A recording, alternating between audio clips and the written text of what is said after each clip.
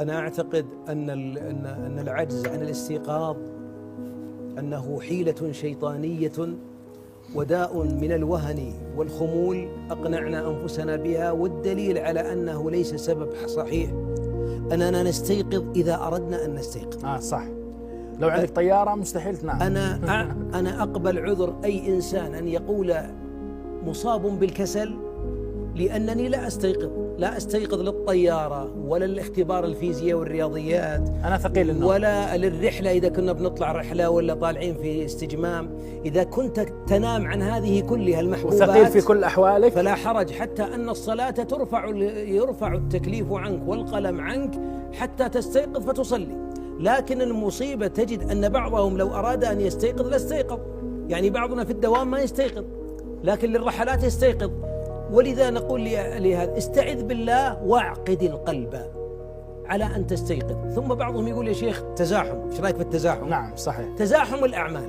نعم. يقول أنا متزاحم. تلاحظ بعض الناس الآن يداوم ما شاء الله 16 ساعة عشان أعطوه أوفر تايم أو خارج الدوام وما عنده مانع يعطي 4.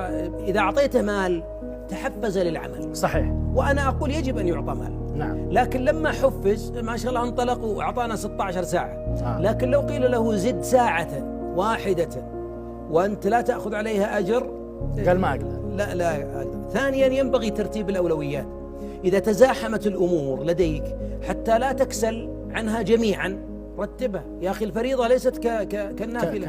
أنا أتمنى أن أستيقظ قبل الفجر لأصلي وترا. نعم. لكن إذا كان هذا الاستيقاظ بيؤثر على صلاة الفجر، لا، أنا أستيقظ الفجر ما أستيقظ له، وهكذا. لابد أن نرتب الأولويات. ثم بعد ذلك والله يا أحبابي كما قال علماء النفس أو اللي يدربون، يقول الإنسان لديه حاوية كبيرة يلقي فيها صخورا كثيرة فيظهر ظاهرها أنها ممتلئة، لكن لو تأتي برمل صحيح. وتسكبه لدخل بين الصخور. صحيح. وتسكب رمل آخر ولا زال أين ظاهره ممتلئ لكن فيه ثقوب. صحيح. في أعمارنا ثقوب كثيرة وشقوق كثيرة نستطيع أن نسدها. طالب العلم الآن المتمكن الذي حفظ البخاري ومسلم وحفظ القرآن قبل ذلك وجمع أقوال أهل العلم، يا أحبابي تظنون أن خرجته الجامعة أو المدرسة؟ لا والله، إنما هي برامج أضافها على برامجه التعليمية